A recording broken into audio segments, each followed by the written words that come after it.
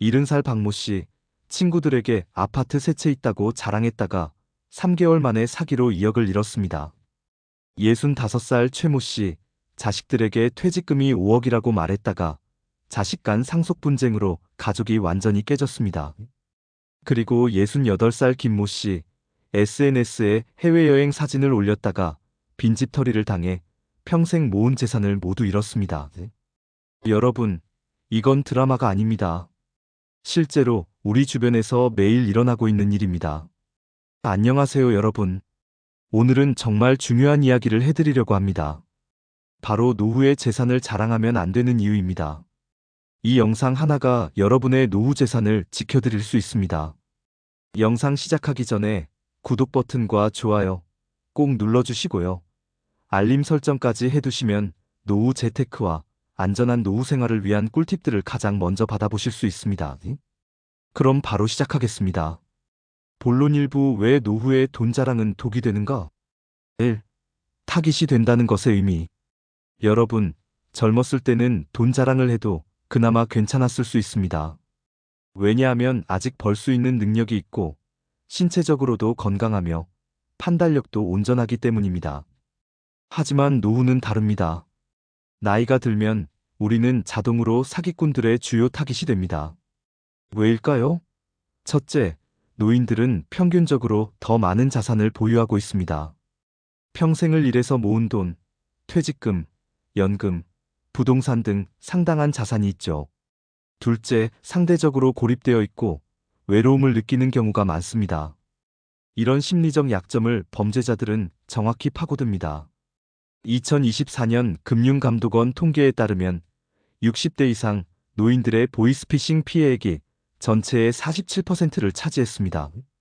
거의 절반입니다.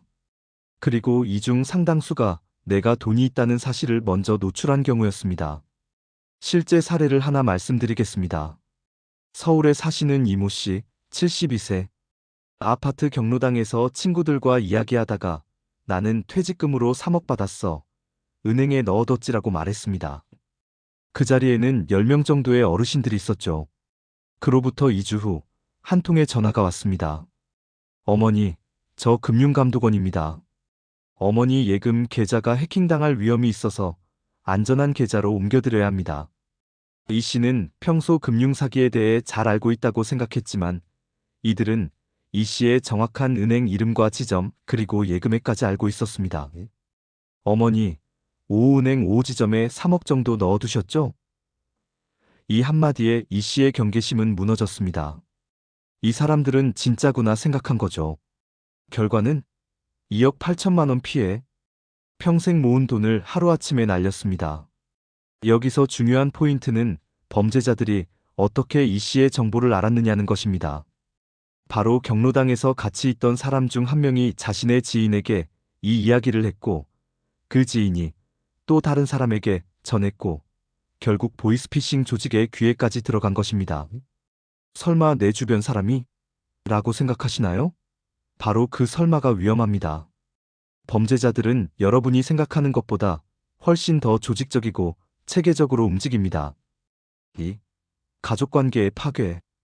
돈 자랑의 두 번째 위험은 바로 가족관계의 파괴입니다. 이게 사실 더 무서운 부분입니다. 외부의 사기꾼에게 속아 돈을 잃는 것도 끔찍하지만 가족이 깨지는 건 돈으로도 회복할 수 없습니다. 최근 상담했던 케이스를 소개하겠습니다. 부산에 사시는 김모 씨, 68세.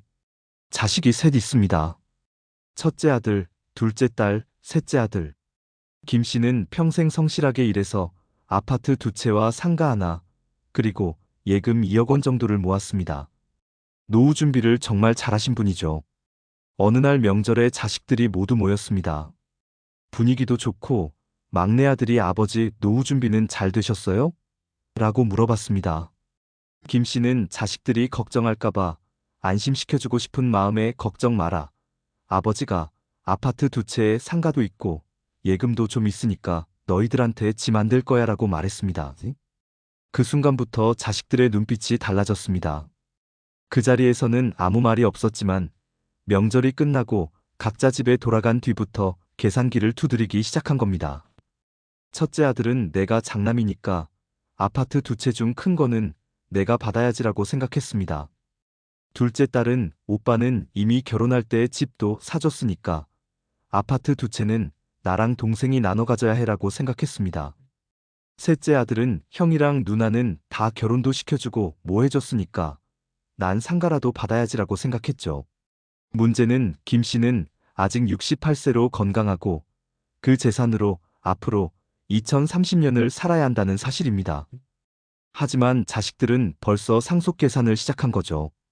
3개월 후 첫째 아들이 아버지, 제가 좀 어려워서 그러는데 아파트 한 채를 제 명의로 해주실 수 없을까요? 세금 문제도 있고 라고 말했습니다. 김 씨는 깜짝 놀랐습니다. 내가 아직 살아있는데 벌써 재산 이야기를 하다니. 그 뒤로 둘째 딸도 셋째 아들도 하나씩 재산 이야기를 꺼내기 시작했습니다. 급기야 자식들끼리 싸움이 붙었습니다. 형은 결혼할 때 얼마 받았다. 누나는 손자 봐준다고 용돈 더 받았다. 온갖 이야기가 다 나왔습니다. 결국 김 씨는 심각한 우울증에 걸렸습니다. 내가 평생 자식들 잘 되라고 일만 했는데 이게 뭔가 싶었던 거죠. 지금도 자식들과 연락을 거의 안 하고 계십니다. 이 사례에서 중요한 건 김 씨의 자식들이 원래 나쁜 사람들이 아니었다는 겁니다. 평범한 가정이었어요. 하지만 부모에게 돈이 많다는 사실을 알게 되는 순간 인간의 욕심이 발동한 겁니다. 특히 노후에는 이런 문제가 더 심각합니다. 왜냐하면 부모가 고령이 되면 자식들이 언젠가는 상속받을 거라는 생각을 더 구체적으로 하게 되기 때문입니다. 그리고 형제자매 간에 누가 더 받느냐를 두고 경쟁하게 됩니다. 3. 관계의 균형이 깨진다. 돈 자랑의 세 번째 위험은 인간관계의 균형이 깨진다는 것입니다. 우리는 평생 동안 여러 관계를 맺고 삽니다. 친구, 이웃, 동창, 교회나 절의 신도들, 취미 모임 사람들 등등. 이런 관계들은 대부분 수평적입니다. 서로 비슷한 처지에서 대등하게 어울리는 거죠. 그런데 내가 돈이 많다는 사실이 알려지는 순간 이 균형이 깨집니다. 갑자기 사람들이 여러분을 다르게 대합니다. 어떤 사람들은 지나치게 친절해집니다.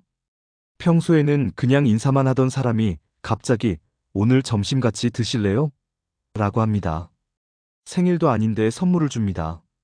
여러분의 말에 지나치게 동의하고 칭찬합니다. 처음에는 기분이 좋을 수 있습니다.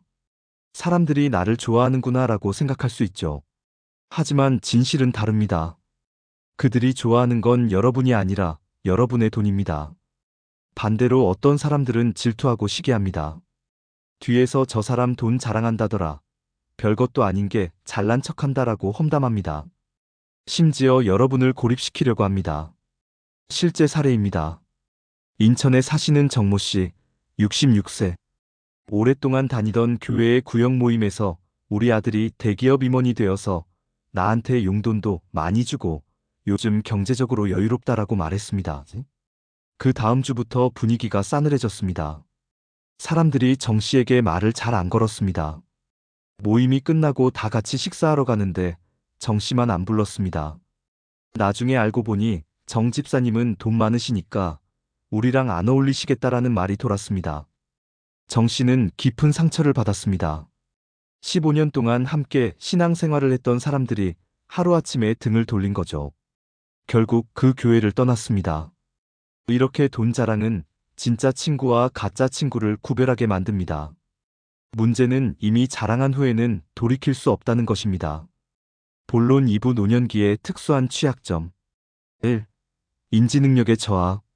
나이가 들면서 우리 모두가 겪는 자연스러운 변화가 있습니다. 바로 인지능력의 점진적인 저하입니다. 이건 부끄러운 일이 아닙니다. 모든 사람이 겪는 자연스러운 노화 과정입니다. 하지만 문제는 우리 자신은 이 변화를 잘 인식하지 못한다는 것입니다. 대부분의 노인들은 나는 아직 멀쩡해라고 생각합니다. 실제로 많은 부분에서 멀쩡하기도 합니다. 하지만 미묘한 변화들이 있습니다. 예를 들어 복잡한 금융상품을 이해하는 능력이 떨어집니다. 사기꾼들이 사용하는 심리적 조작 기법을 간파하는 능력이 저하됩니다. 긴급한 상황에서 침착하게 판단하는 능력이 약해집니다. 서울대 의과대학의 연구에 따르면 65세 이상 노인의 약 28%가 경도인지 장애를 겪고 있다고 합니다. 이것은 치매는 아니지만 정상적인 노화보다는 인지 기능이 더 떨어진 상태를 말합니다. 이런 상태에서 내가 돈이 많다는 정보를 공개하는 것은 더욱 위험합니다. 사기꾼들은 이런 취약점을 정확히 파악하고 공략합니다. 실제로 보이스피싱 조직에서 일했다가 검거된 한 사람의 진술에 따르면 70대 이상 노인 중에서 돈이 많다고 스스로 말하는 사람을 우선 타깃으로 삼았다고 합니다. 왜냐하면 그런 사람들은 자신이 가진 재산에 대해 자신감이 있고 따라서 그 돈을 지킬 수 있다고 과신하기 때문입니다. 2. 외로움과 인정욕구. 노년기에 많은 사람들이 겪는 또 다른 문제는 외로움입니다. 배우자가 먼저 세상을 떠나거나 자식들은 바빠서 자주 만나지 못하고 친구들도 하나둘 줄어듭니다. 이런 외로움 속에서 사람들은 자신의 존재 가치를 확인하고 싶어 합니다. 나도 아직 쓸모 있는 사람이다. 나도 대단한 사람이다라는 걸 증명하고 싶은 거죠. 그리고 가장 쉬운 증명 방법이 바로 돈입니다. 나는 돈이 있다. 나는 자식들에게 짐이 안 된다. 나는 경제적으로 성공했다를 보여주고 싶어 합니다. 심리학자들은 이를 인정욕구라고 부릅니다. 특히 한국의 노인 세대는 평생 자식들을 위해 희생하며 살았기 때문에 노년에 내가 이만큼 잘 살고 있다는 걸 보여주고 싶어 하는 경향이 강합니다. 문제는 이런 심리를 사기꾼들이 정확히 알고 있다는 것입니다. 그들은 접근할 때 먼저 여러분을 인정해 줍니다. 어르신, 정말 대단하십니다. 평생 고생하셔서 이렇게 모으셨다니 존경스럽습니다. 라고 말합니다. 그리고 나서 그런 어르신께 제가 좋은 투자처를 소개해드리고 싶습니다. 어르신 같은 분들을 위한 특별한 상품이 있습니다. 라고 접근합니다. 광주에 사시는 박모 씨, 71세의 사례입니다. 박 씨는 배우자를 5년 전에 잃고 혼자 사셨습니다. 자식들은 서울에서 바쁘게 살고 있었고 한 달에 한 번 정도 전화할 뿐이었습니다. 어느 날 한 젊은 남자가 찾아왔습니다. 어르신, 저는 투자 상담사입니다. 요즘 어르신들께서 연금만으로는 생활이 힘드시다고 해서 특별히 좋은 상품을 소개하러 왔습니다. 박 씨는 처음에는 거절했습니다. 하지만 그 남자는 포기하지 않고 계속 찾아왔습니다. 일주일에 2번씩 한 달 동안 찾아온 겁니다. 그러면서 박 씨의 이야기를 들어줬습니다.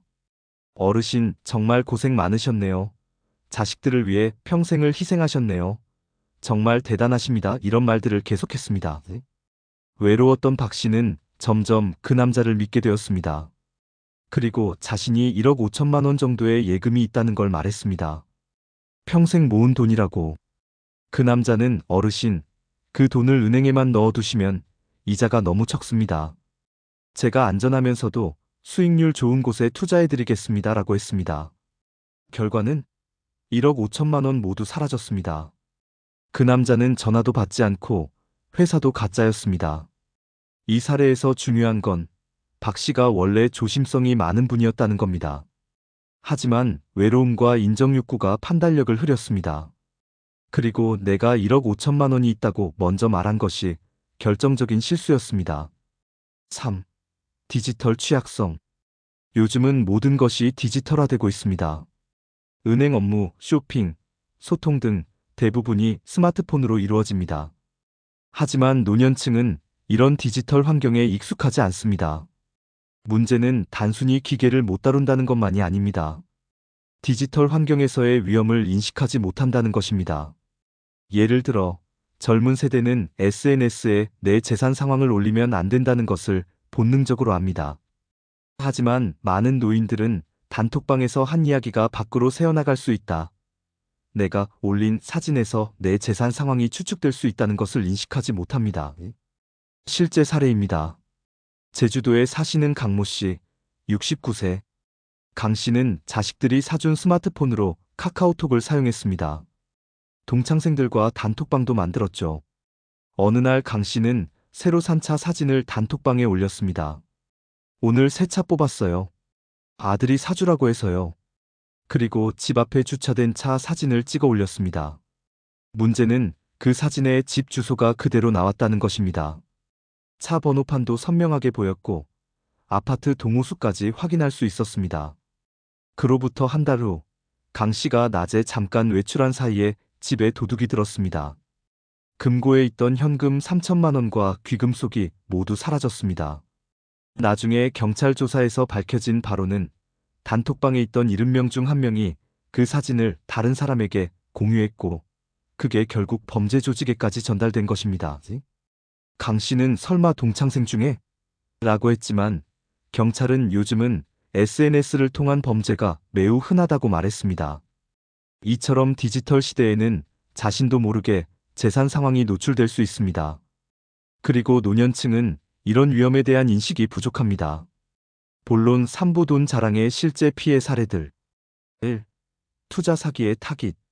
제가 직접 상담한 사례들 중에서 가장 많은 유형이 바로 투자 사기입니다. 그리고 거의 모든 케이스에서 피해자가 먼저 내가 돈이 있다는 걸 드러냈습니다. 대전에 사시는 윤모 씨, 73세의 사례를 말씀드리겠습니다. 윤 씨는 평생 공무원으로 일하다 퇴직하셨고 퇴직금과 연금으로 넉넉한 노후를 보내고 계셨습니다. 윤 씨는 매주 화요일마다 동네 노인복지관에서 하는 건강 강좌에 참석했습니다. 거기서 만난 사람들과 친해졌고 강의가 끝나면 함께 커피도 마시고 이야기를 나눴습니다. 어느 날 한 사람이 요즘 은행 이자가 너무 낮아서 걱정이라고 말했습니다. 윤 씨는 그러게요. 나도 퇴직금 2억을 은행에 넣어뒀는데 이자가 고작 연 2%예요 라고 맞장구를 쳤습니다. 그 자리에 있던 한 사람이 제가 아는 좋은 투자처가 있는데 연 10% 이상 수익을 보장한답니다 라고 말했습니다. 윤 씨는 관심을 보였고 그 사람은 제 조카가 금융회사에 다니는데 소개해 줄게요 라고 했습니다. 일주일 후 그 조카라는 사람이 복지관으로 찾아왔습니다. 깔끔한 정장 차림에 명함도 있었고 회사 소개 자료도 가지고 왔습니다. 저희는 부동산 담보대출 투자를 중개하는 회사입니다. 안전하면서도 높은 수익을 보장합니다라고 설명했습니다. 윤 씨는 처음에는 조심스러웠습니다. 한번 생각해 보겠습니다라고 말했죠. 하지만 그 조카는 계속 연락했습니다. 그리고 복지관에서 만난 그 사람도 저도 이미 투자했는데 매달 이자 잘 받고 있어요 라고 말했습니다. 결국 윤 씨는 퇴직금 2억 중 1억을 투자했습니다. 처음 2달간은 약속대로 월 80만 원씩 이자가 들어왔습니다. 윤 씨는 안심하고 나머지 1억도 투자했습니다. 그리고 3개월 후 회사는 사라졌습니다. 전화는 끊겼고 사무실은 비었고 그 조카는 연락이 안 됐습니다. 복지관에서 만난 그 사람도 어느 날부터 나타나지 않았습니다. 윤 씨는 경찰에 신고했지만 돈을 되찾지 못했습니다. 회사는 처음부터 사기 목적으로 만들어진 유령 회사였고 범인들은 이미 해외로 도피한 상태였습니다. 이 사례에서 핵심은 윤 씨가 복지관에서 나는 퇴직금 2억이 있다고 먼저 말한 것입니다. 그 순간부터 윤 씨는 사기꾼들의 타깃이 되었습니다. 복지관에 있던 그 사람은 처음부터 사기 조직의 일원이었고 윤 씨를 포함한 여러 명의 노인들을 노리고 있었던 것입니다. 2. 친척의 금전 요구. 두 번째로 많은 피해 유형은 친척들의 끊임없는 금전 요구입니다.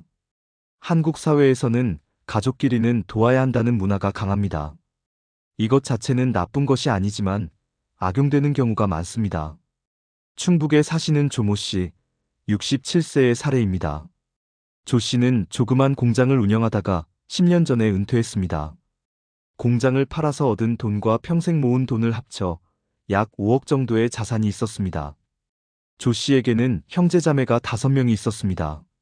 조 씨는 그중 가장 성공한 케이스였고 다른 형제자매들은 경제적으로 그다지 여유롭지 않았습니다. 어느 명절에 가족들이 모였을 때 조 씨는 좋은 분위기에 취해서 형님들, 누님들, 걱정 마세요.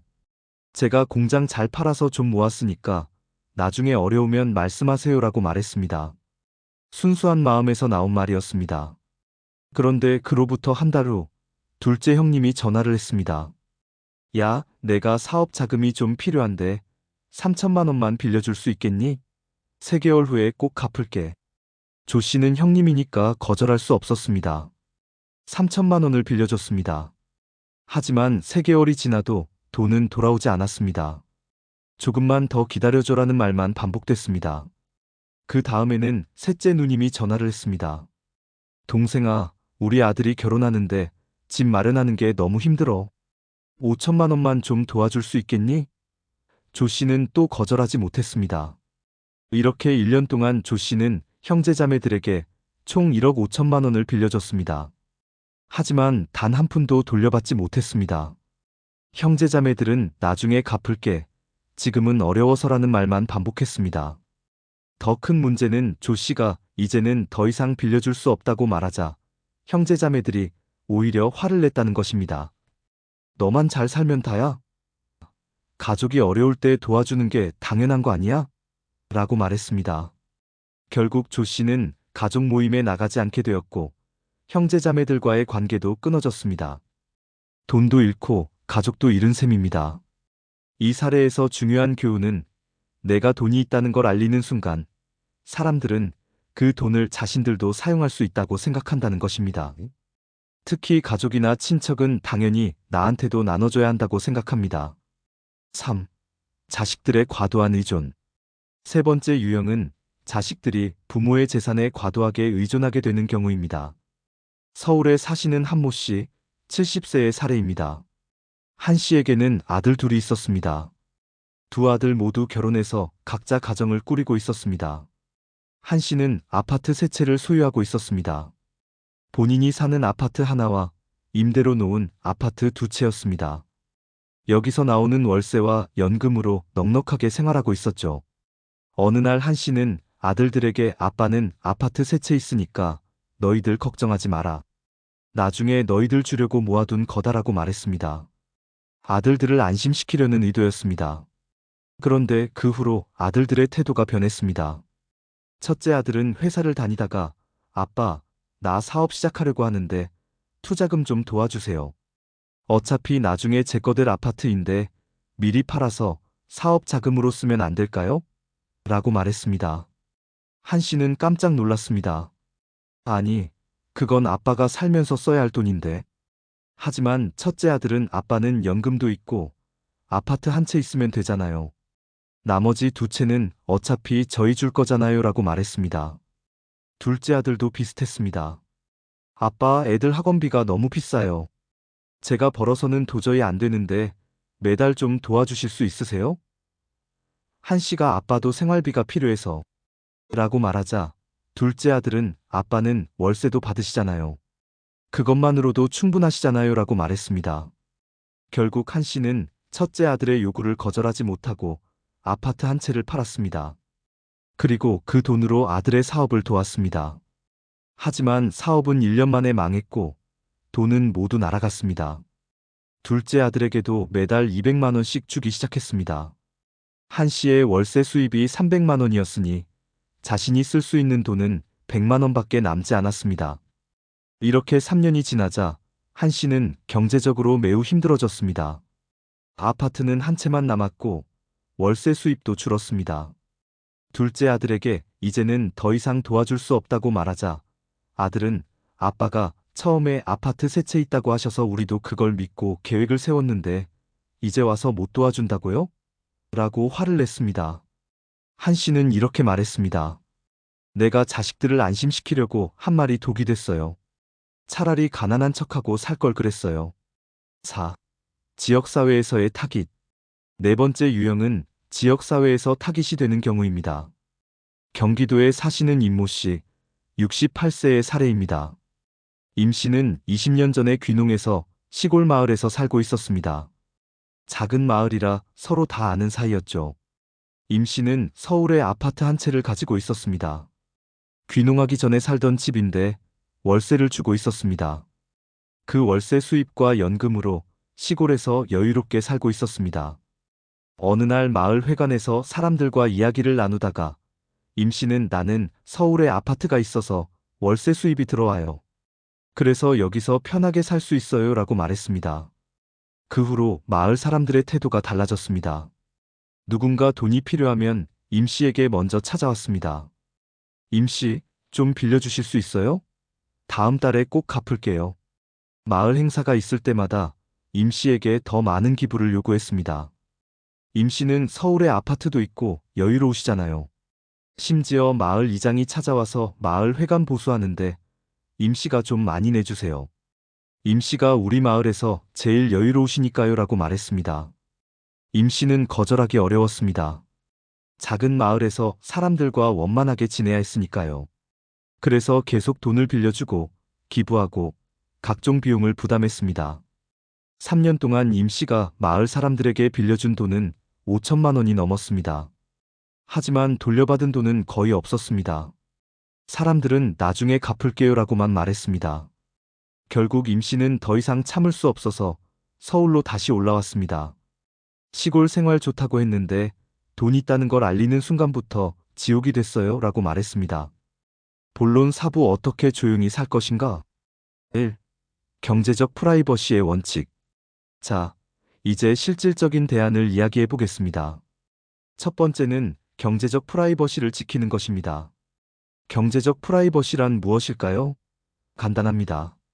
내 재산 상황을 남에게 알리지 않는 것입니다. 아무리 친한 사람이라도, 심지어 가족에게도 구체적인 숫자를 말하지 않는 것입니다. 그럼 가족한테도 숨겨야 하나요? 라고 물으실 수 있습니다. 숨기는 게 아닙니다. 다만 불필요하게 구체적으로 말할 필요가 없다는 겁니다. 예를 들어, 자식이 아버지, 노후 준비 괜찮으세요? 라고 물어보면, 응, 걱정 마라. 아빠는 준비되어 있어 라고만 답하면 됩니다. 나는 아파트 세 채에 예금 2억이 있어라고 구체적으로 말할 필요가 없습니다. 친구가 요즘 경제적으로 어때? 라고 물어보면 그냥 그렇지 뭐, 먹고 사는 데는 문제 없어라고 답하면 됩니다. 나는 퇴직금 5억 받았어라고 말할 필요가 없습니다. 이것은 거짓말이 아닙니다. 필요한 정보만 공유하는 것입니다. 여러분의 통장 잔고는 여러분의 프라이버시입니다. 아무에게도 보고할 의무가 없습니다.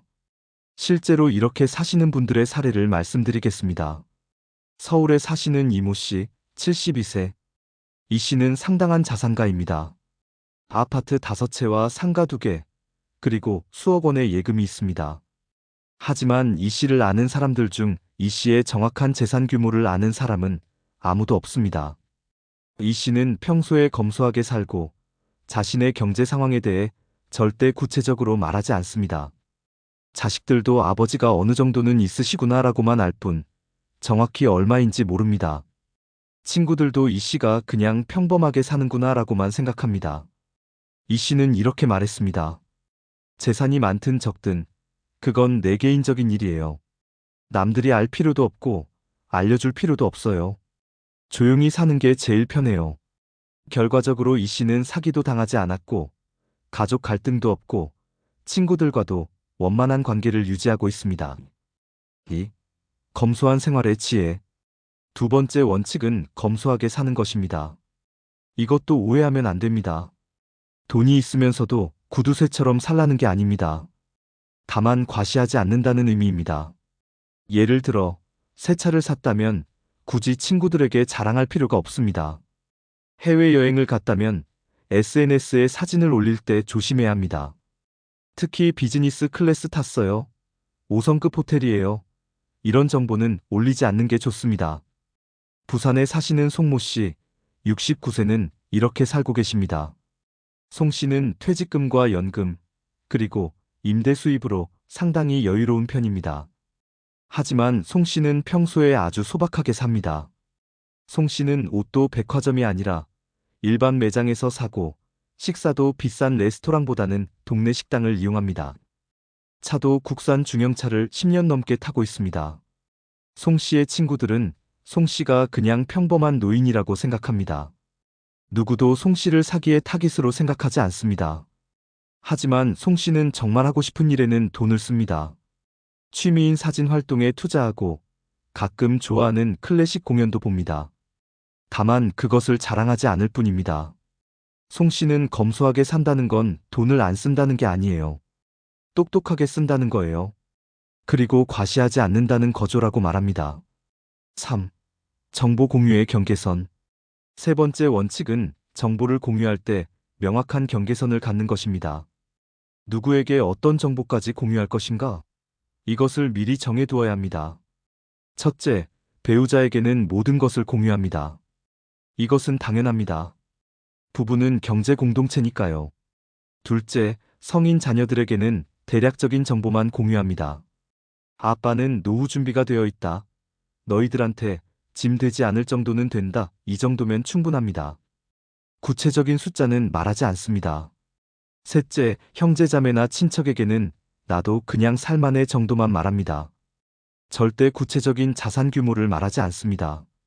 넷째, 친구들이나 지인들에게는 그냥 평범하게 산다라고만 말합니다. 대구에 사시는 김모 씨, 71세는 이 원칙을 철저히 지키고 계십니다. 김 씨는 자식들에게 아빠는 너희들 걱정할 필요 없어. 준비되어 있으니까라고만 말했습니다. 자식들이 구체적으로 얼마나 있으세요?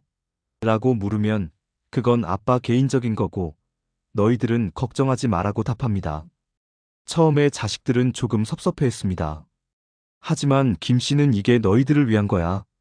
너희들이 정확히 알면 오히려 부담이 될 수 있어라고 설명했습니다. 시간이 지나면서 자식들도 이해하게 되었습니다. 그리고 오히려 아버지가 현명하시다고 생각하게 되었습니다. 4. SNS와 디지털 환경에서의 주의사항. 네 번째는 SNS와 디지털 환경에서 조심하는 것입니다. 요즘 많은 노인들이 카카오톡, 페이스북, 인스타그램 등을 사용합니다. 이것 자체는 좋은 일입니다. 하지만 여기서 자신도 모르게 경제 상황이 노출될 수 있습니다. 주의해야 할 것들을 정리해 드리겠습니다. 첫째, 여행 사진을 올릴 때 조심하세요. 특히 해외여행, 고급 호텔, 비싼 레스토랑 사진은 이 사람 돈 많다는 신호가 됩니다. 둘째, 집안 사진을 올릴 때 배경에 주의하세요. 고가의 가구, 전자제품, 예술품 등이 보이면 재산 상황이 노출됩니다. 셋째, 단톡방에서의 대화를 조심하세요. 오늘 주식에서 얼마 벌었다. 아파트 값이 올라서 좋다. 이런 말들이 그대로 퍼질 수 있습니다. 넷째, 위치 정보를 끄세요. 실시간으로 어디 있는지 알려주는 건 범죄의 기회를 주는 겁니다. 다섯째, 친구 추가를 신중하게 하세요. 모르는 사람의 친구 신청은 받지 마세요. 인천에 사시는 박모 씨, 70세는 이런 실수를 했습니다. 박 씨는 딸이 사준 스마트폰으로 인스타그램을 시작했습니다. 그리고 일본 여행 사진을 올렸는데 거기에 해시태그 비즈니스 클래스, 해시태그 럭셔리 여행, 해시태그 5성급 호텔 같은 해시태그를 달았습니다. 그로부터 한 달 후 박 씨는 이상한 메시지들을 받기 시작했습니다. 투자하실 생각 없으세요? 좋은 사업 아이템이 있는데 관심 있으세요? 같은 메시지들이었습니다.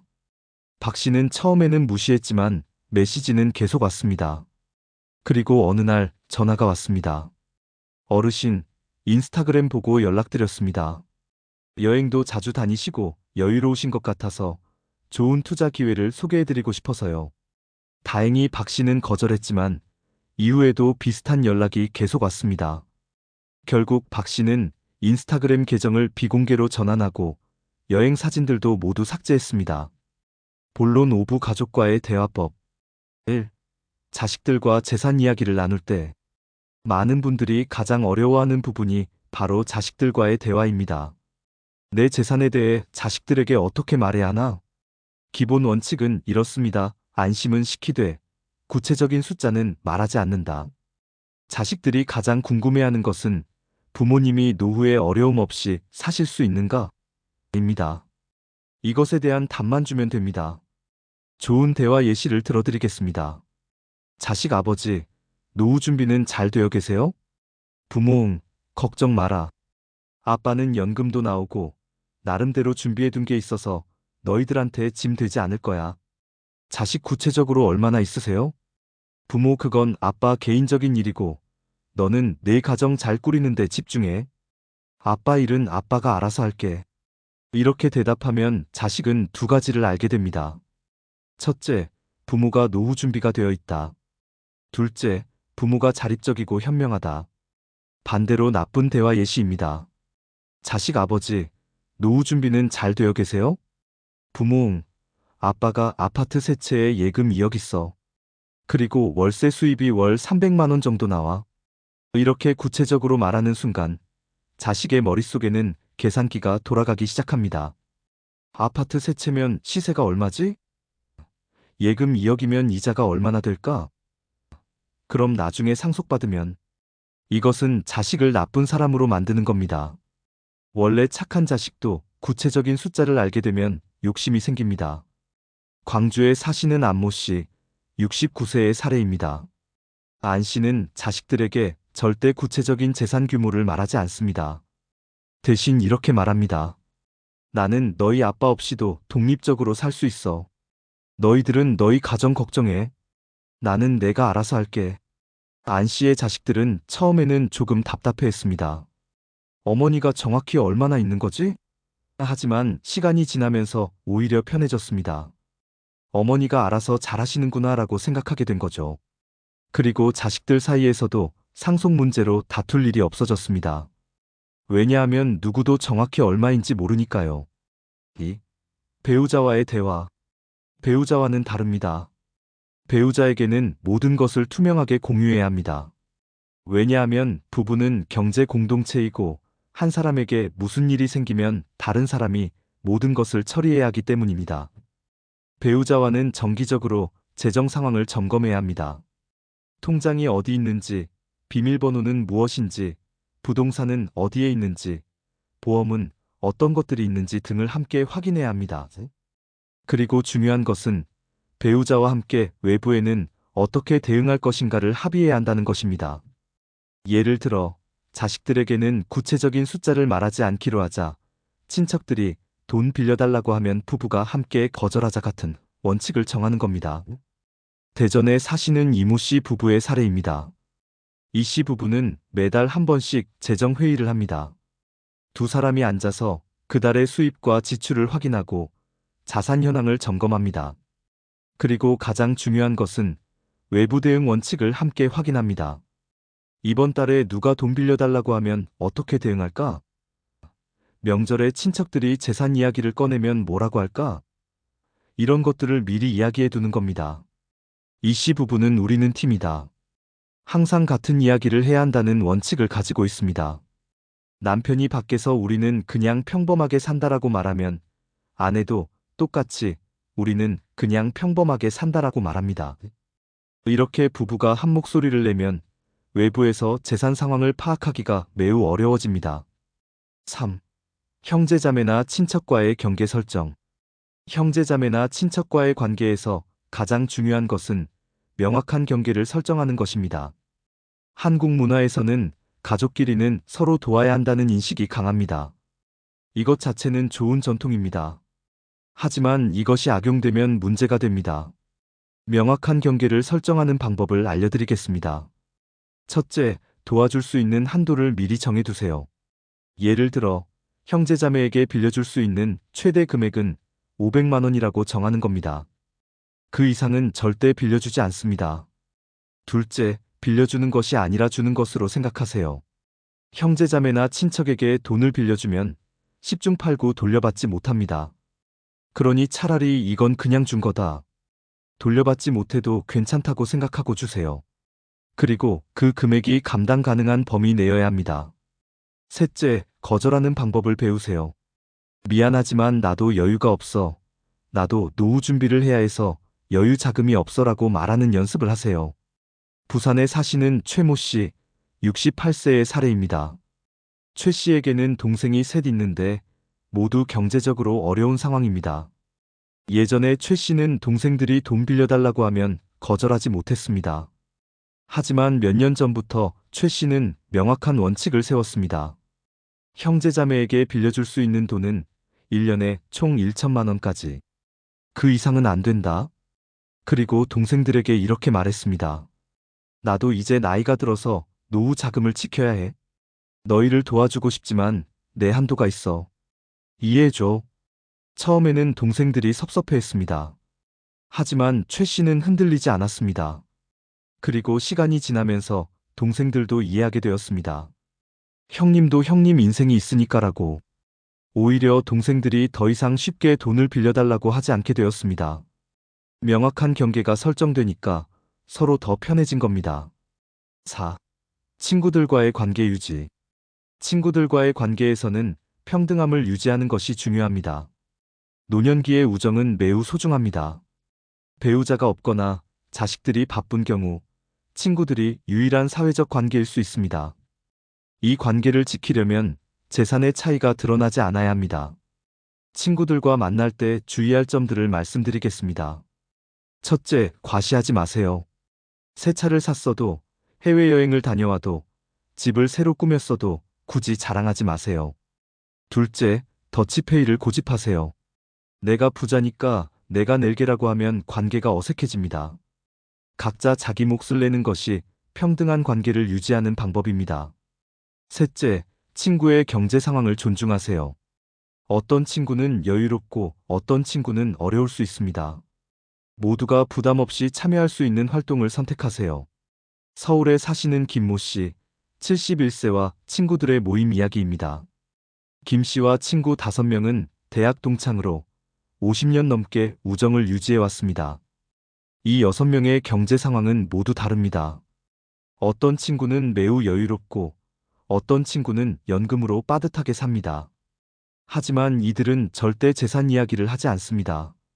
이들의 원칙은 이렇습니다. 만날 때는 항상 더치페이. 비싼 곳은 안 간다. 각자의 경제 상황은 묻지도 말하지도 않는다. 덕분에 이들은 50년 넘게 우정을 유지하고 있습니다. 김 씨는 친구 관계에서 돈 이야기가 나오는 순간 우정은 끝난다고 말합니다. 본론 6부 실제 대처 방법과 기술. 1. 거절하는 기술. 많은 노인들이 어려워하는 것이 바로 거절입니다. 특히 가족이나 친한 사람의 부탁을 거절하는 것은 더욱 어렵습니다. 하지만 노후에는 거절하는 기술이 생존 기술입니다. 거절하지 못하면 재산을 지킬 수 없습니다. 효과적인 거절 멘트들을 알려드리겠습니다. 투자 제안을 받았을 때, 고맙지만 나는 나이가 들어서 새로운 투자는 하지 않기로 했어요. 나는 투자에 대해 잘 몰라서 안 하는 게 원칙이에요.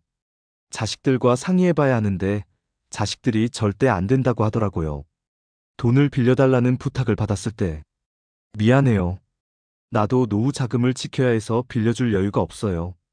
요즘 나도 경제적으로 빠듯해서 어렵네요. 나도 자식들한테 폐 끼치지 않으려고 돈을 아껴야 해서. 재산에 대해 물어볼 때, 그냥 먹고 살 만큼은 돼요. 특별히 많지도 않고 적지도 않아요. 노후 준비는 나름대로 했는데 구체적으로는 말하고 싶지 않네요. 중요한 것은 거절할 때 미안하지만 단호하게입니다. 애매하게 말하면 상대방이 계속 요구합니다. 울산에 사시는 박모 씨, 67세의 사례입니다. 박 씨는 예전에는 거절을 잘 못했습니다. 친척이 돈을 빌려달라고 하면 글쎄, 생각해볼게라고 애매하게 답했습니다.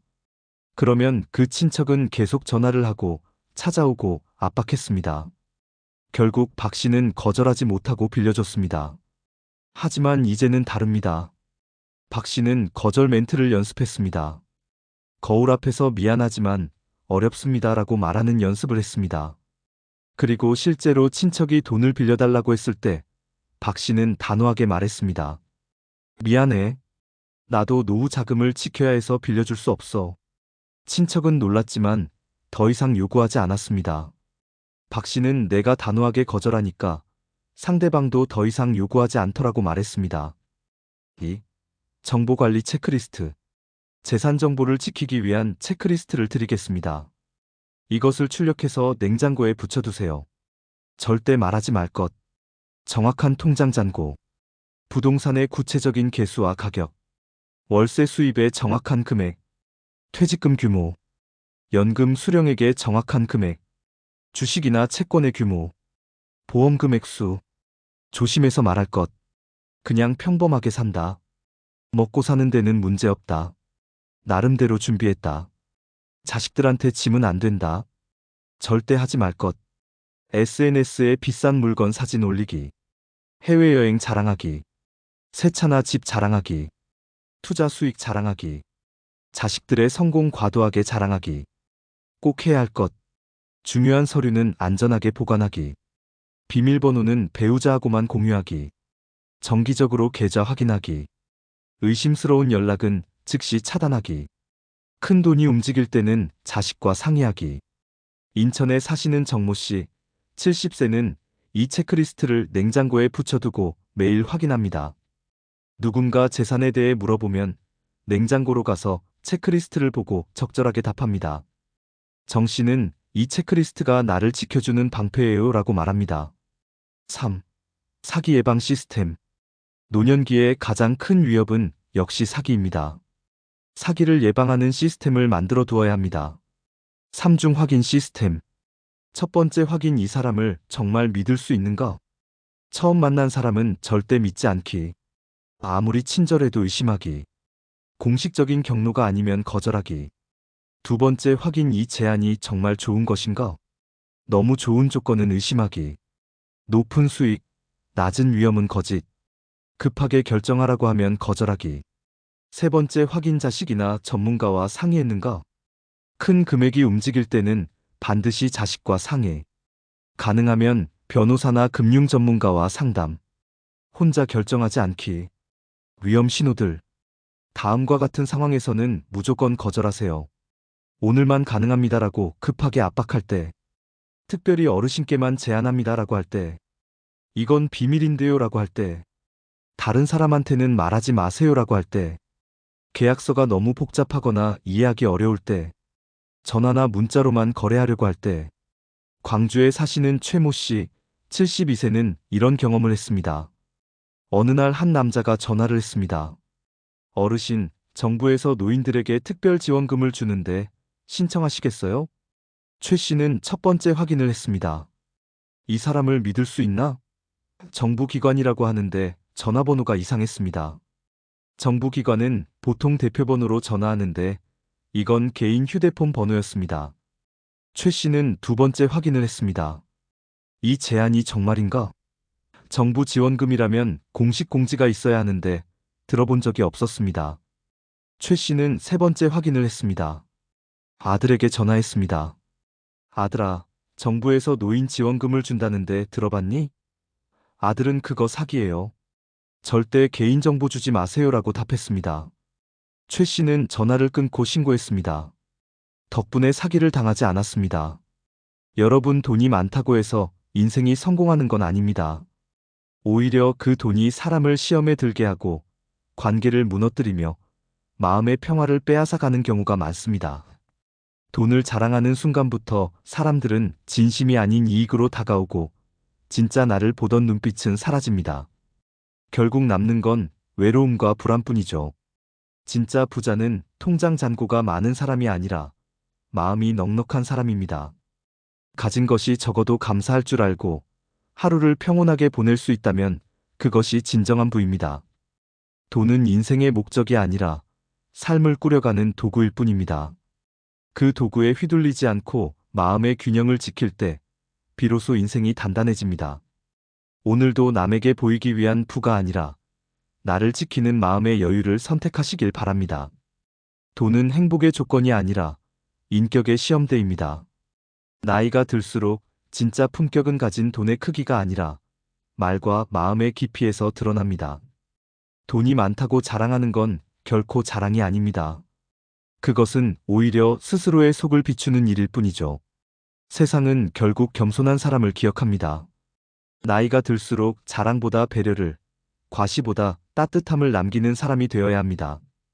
인생의 무게는 재산이 아니라 품격으로 측정됩니다. 조용히 베풀고 담담히 살아가는 사람이 결국 진짜 부자입니다. 가진 걸 드러내기보다 마음의 여유를 보여주는 것, 그게 인생의 깊은 멋입니다.